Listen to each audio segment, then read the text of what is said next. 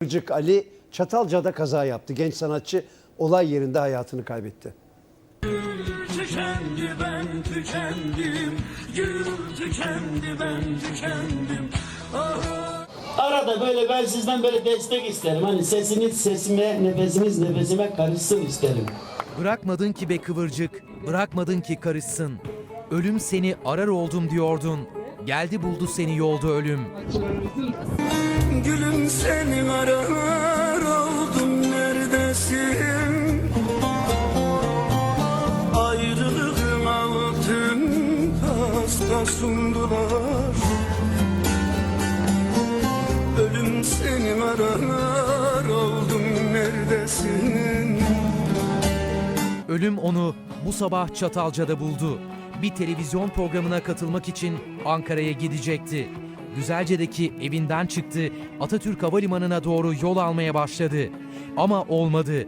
Saatler 5.30'u gösterirken çamurlu yolda aracının kontrolünü kaybetti. Takla atmış. Yolda takla atarak geliyordu zaten. Yok, dün akşam beraberdik. Saat 12'ye kadar beraberdik. O evine gitti, biz evimize gittik. Sabah Ankara'da TRT programı vardı. Yani TRT programına gitmek üzere evden çıkıyor 6'da. İşte takla atıyor araba. Kaza geçiyor. Karşıya geçtiğimde zaten araba takla atmış vaziyette duruyordu. İçerisinde ilk olay yerine ben gittim zaten buradan. Dürttüm kendisini. Kendinde misiniz dedim yani. Beni duyuyor musunuz diye. Ses soluk yoktu kendisinden. 43 yaşındaydı. Büyükçekmece Devlet Hastanesi'ne kaldırıldı. Yakınları hastanenin önüne akın etti. Kardeş! Yerlerimi çektin kardeş! Sadece kan yakınları değil elbette. Saz yakınları da oradaydı. Genç ölümler acı oluyor. Ali de gerçekten halk müziğinde insanlara halk müziği sevdirme adına bugüne kadar güzel şeyler yaptı.